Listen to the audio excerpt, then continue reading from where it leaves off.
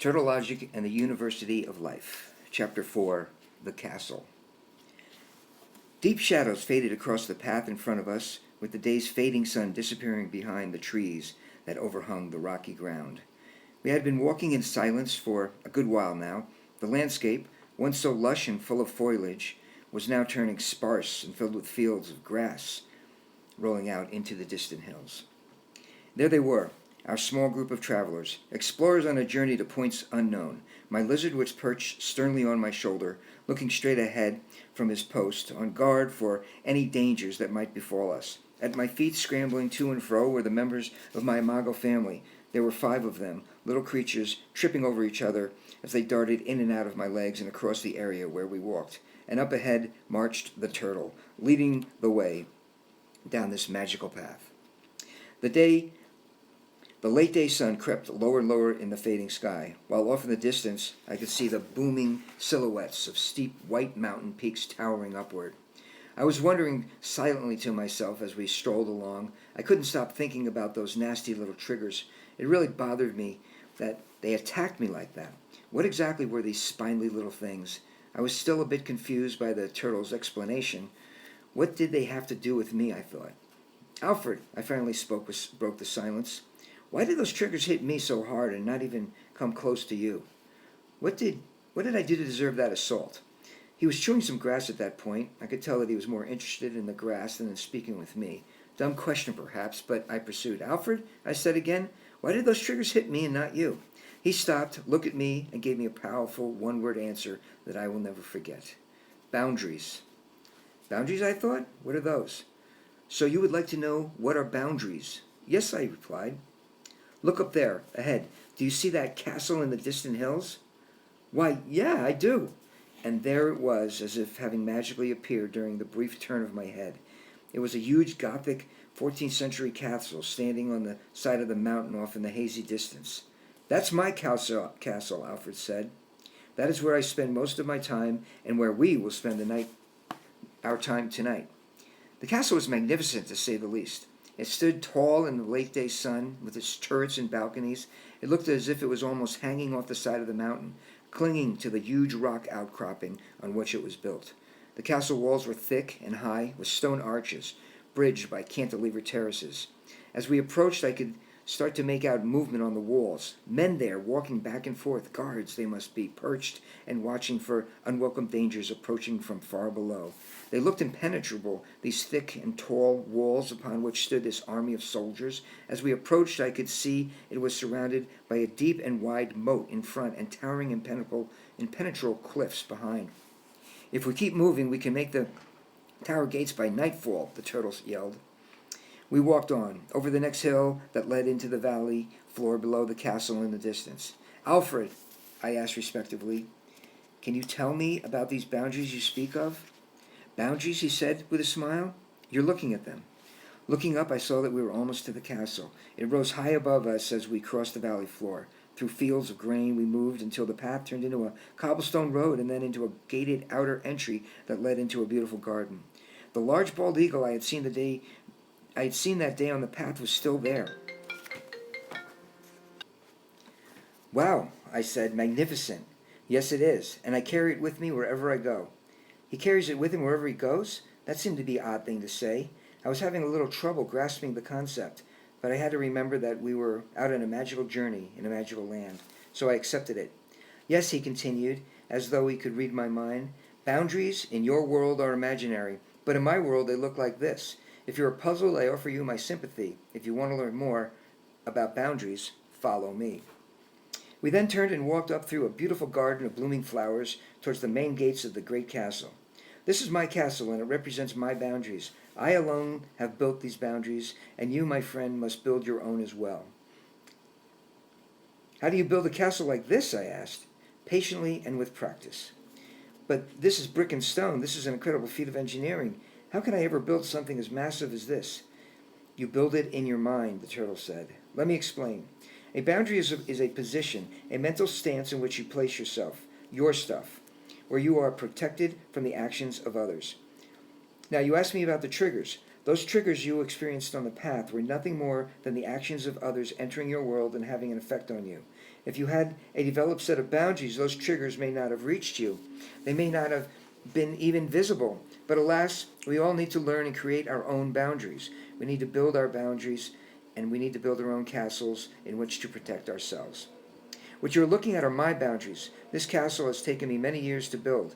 I will take you inside it and explain its many parts to you fully. I will show you and make up my boundaries so that you may create your own.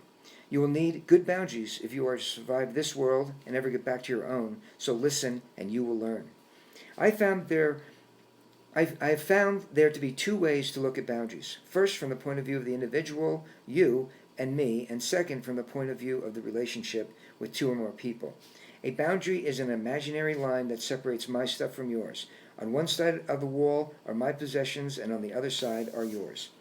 So all boundaries have two sides, my side and your side.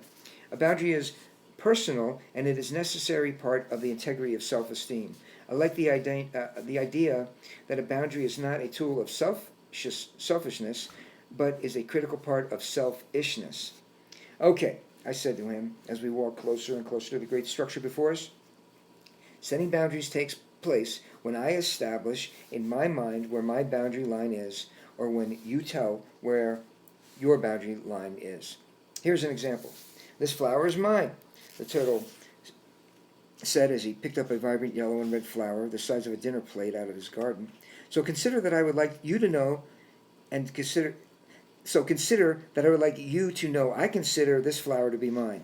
A boundary invasion takes place, like all those annoying triggers that came across on the path, when you are doing something I don't want with the things that are on my side of my boundary. Like if you went and picked up the flower and said it was yours. Defending my boundaries is when I spend some time and effort keeping you on the other side of my boundaries. Like if I told you to put down my flower, I am locking my flower in this cabinet, that sort of thing. I was trying to put all this together. I still wanted to know about the triggers and why they hit me. I was trying to understand what he was talking about, but it wasn't all that clear to me. Alfred, I said, getting back to the triggers hit me, not you. What did you do to avoid the triggers? Well, first, Alfred said, those are your triggers. Everything here is about you, remember, unless I choose to show you something about me. Boundaries work the same way. When a trigger comes at you, you have the ability, through proper development of your boundaries, to deflect what that trigger can do to you. And in the context of what we're talking about here, how that trigger will affect your lizard. Come this way, he said, as we made the final turn around inside the castle garden that led up to the front gate of this magnificent structure. The castle stood there before me, tall and magnificent. A sentry proud and strong stood on the high castle wall looking down at us, awaiting Alfred's commitment to lower the gate. You see, Alfred continued, this is my castle. It has taken me many years to build and to train my soldiers and to defend it. We all have the ability to create our own castle, our own boundaries in the world, so to speak. And these boundaries will keep all your triggers at bay. Come, let me show you. Alfred then raised his hand and commanded the great drawbridge to be lowered. He then continued to speak as the drawbridge descended. Inside the castle is where I live. Inside the castle is where I have not only myself, but also all the things inside of me that I treasure as well. This is my village. It is a village that exists inside the walls of my castle, where I can live and feel protected from the outside world. You can and will have a castle as well. The boundaries I speak of here are the walls, the moat, the drawbridge, the great gate, the soldiers on top of those walls, and the alligator swimming in the moat. They are there to establish, set aside, and protect this village inside itself. If the walls do their job, I can live a peaceful and enjoyable life. You see, whenever your boundaries are invaded, you will get upset. This upset is an expression of feeling invaded. If you watch this level of upset, you can be aware of the invasions in your life. If you watch the level of upset, you can begin to identify the boundaries that you are not defending well. So if you're getting upset about something, stop and take a look at what it is, at what's going on in your head. This is a source of great information. Remember what we learned about the lizard. He is in control here and is feeding this emotion in your conscious world. So try, I know it's hard, but try to take a step back and look at where this upset is coming from. It takes time to master. It's one of the great lessons learned in the University of Life. So be patient. Alfred continued to explain his castle to me as we paused under the main gate and into the village that beamed with life inside. When there's smoke in the castle, this represents your upset. When we get upset, I believe that somehow we have let some fire into our village. The fire is upset, getting over the castle walls and erupting into an emotional response in my conscious reality, in my everyday life. If my village is on fire, myself is on fire. At that moment, we may not necessarily know how we have let this happen. We just know that we are upset, on fire. The principle is that your boundaries are invaded when you are upset, and as you will see later, you have to have let someone invade your boundaries for this to happen. So how did the fire get inside? Well, in my case, with my castle walls, as you see here, somebody threw a flaming torch or shot a flaming arrow over the wall. It was something that somebody did outside my castle, a trigger, and got past my defenses and into my special place. The proof is in the upset, the flames you see here. In your human world, it may be something like this. Someone pulls into the lane in front of you while you drive your car and you get upset. Someone says something about your looks and you get upset. Someone asks you a question and that seems to get you upset. Someone is hurting your dog and you get upset. Each of these are boundary invasions as indicated by the upset. You being upset is a direct indication that your boundary has been overtaken. Wow, I thought to myself. So whenever I feel upset about something, may not even know why I'm upset, but if I feel it, it means that my boundaries are being breached? Okay, Alfred, I get that. Go on, I said out loud. Well, the turtle said, it gets a little tricky. You see, sometimes we feel upset around nice people. What I have come to realize is that some people can magically make their attempted attack seem innocent to me. These magicians may not even be aware that they are doing anything. Still, the proof is in the upset, the flames and the smoke in my village and my castle. If I have upset in my world, a boundary is being crossed. What I have found is that not all upsets are from just today's current list of boundary invasions. We can feel upset when we recall previous boundary invasions as well. For example, even my name, Alfred the Turtle, is quite funny to many people. I remember how when I was just a little turtle in reptile school over 300 years ago, other reptiles would tease me a lot. It hurt. You see, I still remember today how I had to hide from all of those other little snakes and iguanas and newts. I still get upset in my memory of this, but it's more than that. What I get upset is my lack of courage to stand up to all of those other little reptiles. I get upset just thinking about that invasion of my boundary.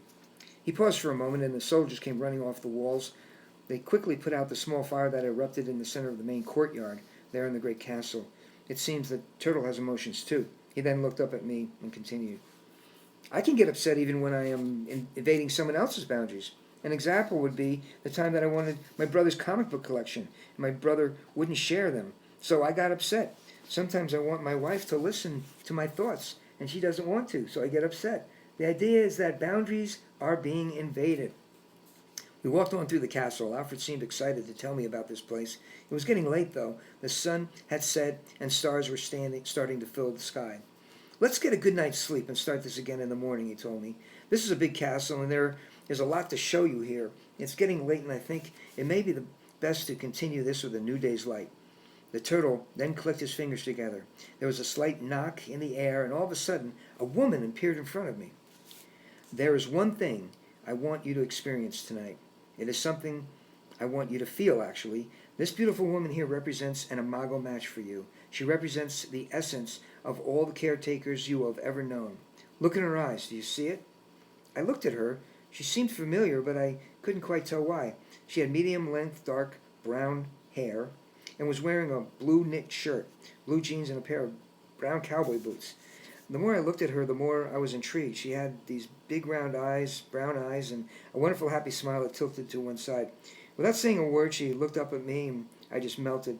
I could feel a tug, a pull from deep inside that drew me close to this girl, a girl who I'd never seen before in my life.